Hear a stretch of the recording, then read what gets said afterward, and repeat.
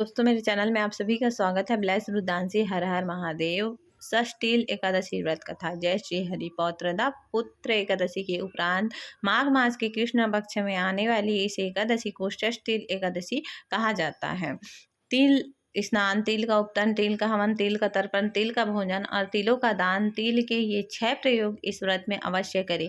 इनके प्रयोग के कारण यहाँ षष्ठी एकादशी कहलाती है। इस व्रत के करने से अनेक प्रकार के पाप नष्ट हो जाते हैं। षष्ठी एकादशी का महत्व। एक समय दलभय ऋषि ने पुलस्त्य ऋषि से पूछा कि हे महाराज, पृथ्वी लोक में मनुष्य ब्रह्म हत्या आदि महान पाप करते हैं, पराये धन की चोरी तथा दूसरे की उन्नति देखकर रिश्ता करते हैं, साथ ही अनेक प्रकार के वैष्णव में फंसे रहते हैं, फिर भी उनको नरक प्राप्त नहीं होता। इसका क्या कारण है? वे ना जाने कौन सा दान पुण्य करते हैं जिनसे उनके पाप नष्ट हो जाते। यह सब कृपा पूर्वक आप कहलाइए। पुल स्तत्व मुनि कहने लगे कि हे महाभागा, आपने मुझसे अत्यंत गंभीर प्रश्न पूछा है। इस संसार के जीवों का अत्यंत भला होगा, इस भेद को इंद्र आदि भी नहीं जानते, परंतु मैं आपको यह गुप्त तत्व अवश्य बताऊंगा। उन्होंने कहा कि माघ मास लगते ही मनुष्य को स्नान आदि करके शुद्ध रहना चाहिए। इंद्रियों को वश में कर काम, क्रोध, लोभ, मोह, अहंकार, ईर्ष्या तथा द्वेष आदि का त्याग कर भगवान का स्मरण करना चाहिए। पुष्प नक्षत्र में गोबर, कपास, तिल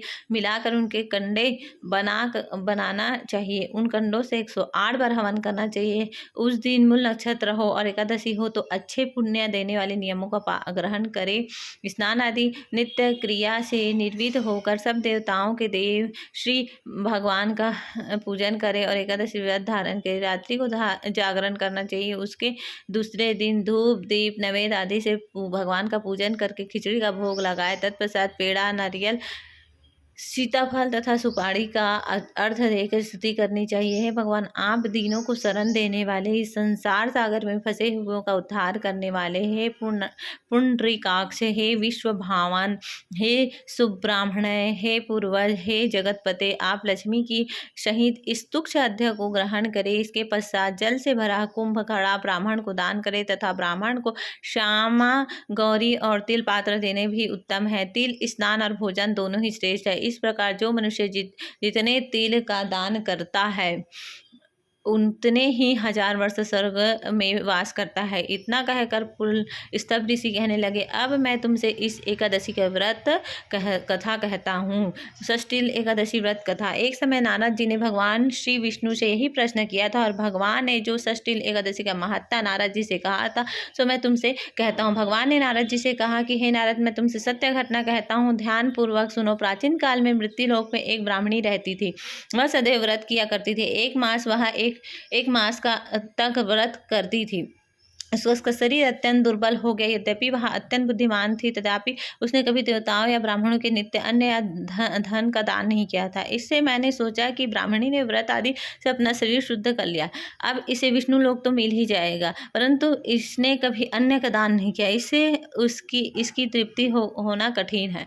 भगवान ने आगे कहा है, ऐसा सोचकर मैं भिखारी के वेश में मृत्युलोक में उस ब्राह्मणी के पास गया और उससे भिक्षा मांगी। यह ब्राह्मणी बोली, महाराज किस लिए आए हो? मैंने कहा, मुझे भिक्षा चाहिए। इस पर उसने एक मिट्टी का ढेला मेरे शिक्षा पात्र में डाल दिया। मैं उसे लेकर स्वर्ग में लौट गया। कुछ समय बाद ब्राह्मणी भी शरीर त्याग कर स्वर्ग में आ गई। उस ब्राह्मणी को मिट्टी का दान करने से स्वर्ग में सुंदर महल मिला, परंतु उसने अपने घर को अन्य आदि सामग्री से शून्य पाया। घबरा कर वह मेरे पास आई और कहने लगी, भगवान, मैंने अनेक व्रत आदि से आपकी पूजा की, परंतु फिर भी मेरे घर अन्य आदि सब वस्तु से शून्य है। इसका क्या कारण है? इससे मैंने कहा, पहले तुम अपने घर जाओ, देव ऋषियों आएंगे तुम्हें देखने के लिए, पहले उनसे षष्ठी एकादशी का पुण्य विधि सुन लो, तब द्वार खोलना।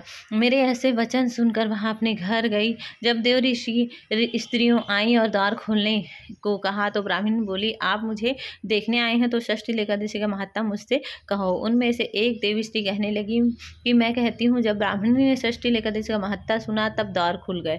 देवांगनाओं ने उनको उसको देखा कि ना तो वह गंधर्वी है और ना सूर्य, वरना पहले जैसे मनुष्य। उस ब्राह्मण ने उनके कथानुसार षष्ठी एकादशी का व्रत किया। इसके प्रभाव से वह सुंदर और रूपवती हो गई तथा उनका घर अन्न आदि समस्त सामग्रियों से युक्त हो गया। अतः मनुष्यों को मूर्खता त्याग कर षष्ठी एकादशी का व्रत और लोभ न करके तिल आदि का दान करना चाहिए। इससे दुर्भाग्य, दरिद्र तथा अनेक प्रकार के कष्ट दूर होकर मोक्ष की प्राप्ति होती है। इस प्रकार षष्ठी एकादशी का व्रत कथा समाप्त हुआ। जय श्री हरि। ऐसे ही वीडियो के लिए हमसे जुड़े रहें। ब्लेस्ड रुद्रांशी। हर हर महादेव। जय श्री हरि।